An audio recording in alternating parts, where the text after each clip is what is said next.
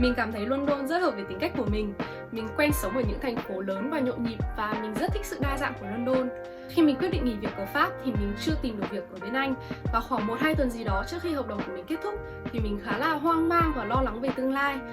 Thay đổi lớn thì lúc nào cũng đáng sợ và trong trường hợp của mình thì có tận 2 thay đổi lớn cùng một lúc, đó là vừa chuyển sang một đất nước mới và vừa chuyển sang một công việc mới.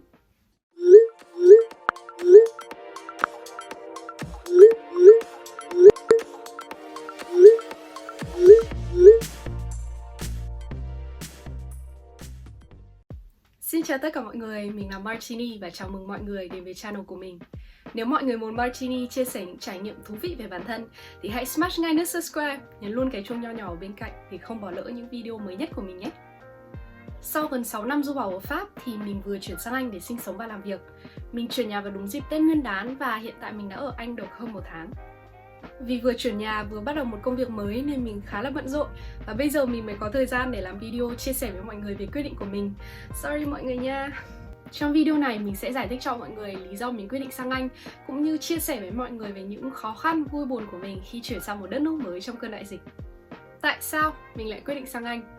Như mình đã nói ở trong video trước thì chồng mình ở Anh và chúng mình đã quyết định với nhau từ rất lâu rồi rằng sau khi mình học xong cao học thì mình sẽ sang Anh với chồng mình. Mình tốt nghiệp từ tháng 6 năm ngoái nhưng lúc đó mình đang làm tại một công ty khởi nghiệp ở Paris được gần 1 năm và mình đã quyết định gia hạn hợp đồng làm việc đến hết tháng 12. Đến lúc hợp đồng làm việc của mình gần kết thúc thì mình cũng có cơ hội được ký hợp đồng dài hạn với công ty của mình. Ở Pháp gọi là CDI hay Contrat Durée Indéterminée. Nhưng lúc đó thì mình đã quyết định nghỉ việc để chuyển sang Anh. Trước khi quyết định chuyển sang Anh thì mình cũng đã đi du lịch ở Anh khá nhiều. Khoảng 1 năm rưỡi trở lại đây mình di chuyển liên tục giữa Paris và London. Cứ khoảng 2 tuần thì mình lại sang London chơi một lần. Mình cảm thấy London rất hợp với tính cách của mình. Mình quen sống ở những thành phố lớn và nhộn nhịp và mình rất thích sự đa dạng của London. Mọi người ở đây đến từ khắp nơi trên thế giới và họ không ngần ngại thể hiện cá tính và văn hóa của mình. Hơn nữa, London là một thành phố rất hiện đại, có thể nói là một thiên đường cho một đứa làm trong ngành tech và yêu công nghệ như mình. Thế nghỉ việc trong cơn đại dịch có đáng sợ không? Khi mình quyết định nghỉ việc ở Pháp thì mình chưa tìm được việc ở bên Anh và khoảng 1-2 tuần gì đó trước khi hợp đồng của mình kết thúc thì mình khá là hoang mang và lo lắng về tương lai. Thậm chí mình đã nghĩ đến việc chấp nhận ký hợp đồng dài hạn ở công ty cũ để chờ dịch qua thì tính sau. Nhưng thực ra thì Covid chỉ là một phần khiến mình lo lắng thôi.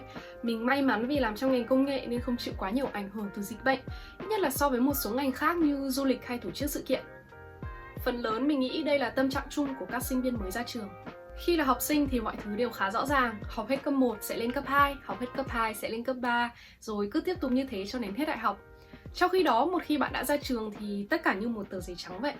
Hơn nữa, với tư cách là du học sinh, mình không muốn đi học bao nhiêu năm, tốn bao nhiêu tiền của bố mẹ rồi ra trường không làm được gì.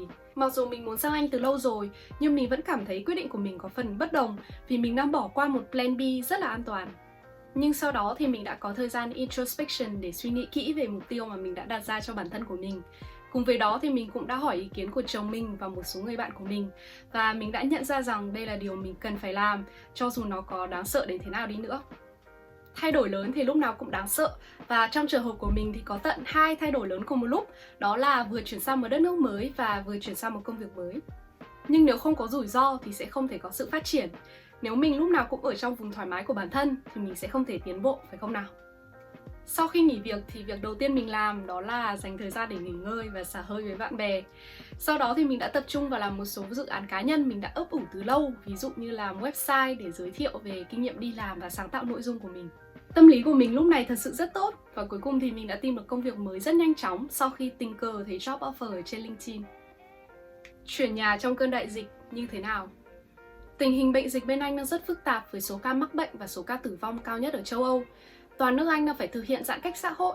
Ngoài những dịch vụ tất yếu như bệnh viện hay siêu thị thì tất cả các cửa hàng đều phải đóng cửa và nhân viên văn phòng phải làm việc từ nhà. Người dân phải hạn chế ra ngoài đường và hoàn toàn cấm nhập cảnh hay xuất cảnh nếu không có lý do thích đáng. Mình đi tàu siêu tốc Eurostar và mặc dù từ khi bắt đầu có dịch mình cũng đã sang Anh được vài lần, nhưng chưa bao giờ kiểm soát biên giới lại nghiêm như lần này. Để được nhập cảnh cần có kết quả xét nghiệm âm tính Covid trong vòng 72 tiếng trước khi đi, cũng như giấy tờ nhà hay giấy tờ làm việc. Bình thường mình qua cửa khẩu chỉ mất tầm 15 phút thôi, nhưng lần này mất hơn 1 tiếng lận. Nhưng điều quan trọng là mình đã đến nơi an toàn. Công việc mới của mình như thế nào?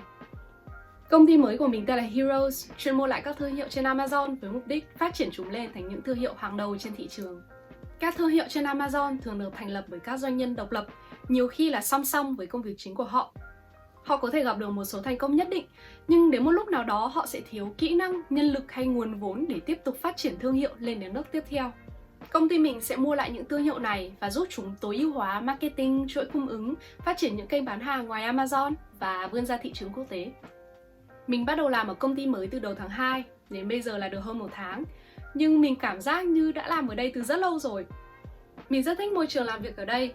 Mọi người làm việc rất nghiêm túc nhưng cũng rất vui vẻ và thoải mái, kiểu work hard, play hard. Công việc của mình rất bận rộn nhưng mình cảm thấy rất mãn nguyện, đến mức mà sáng mình muốn dậy sớm để bắt tay vào làm ý. Hơn nữa, team ở công ty mới của mình đa văn hóa, đúng như những gì mình tìm kiếm khi sang Anh làm việc. Có người Mỹ, người Anh, người Pháp, người Đức, người Tây Ban Nha, người Ý, người Israel, người Việt Nam. Mình nghĩ một phần vì mình hợp với văn hóa của công ty nên phỏng vấn nhanh siêu thần tốc, chỉ mất đúng 1 tuần kể từ khi mình nộp đơn xin việc. Đây mới chỉ là khởi đầu thôi, nhưng mình rất háo hức được bắt đầu hành trình mới này. Mình mong kết được thêm nhiều bạn mới, khám phá được thêm nhiều chỗ hay ho và có thêm nhiều trải nghiệm thú vị để kể cho mọi người nghe. Nếu mọi người đã xem đến đây thì hãy ủng hộ mình bằng cách follow mình trên Facebook, Instagram và TikTok. Mình sẽ để tên ở đây. Hẹn gặp lại mọi người trong video tiếp theo của mình. Bye bye!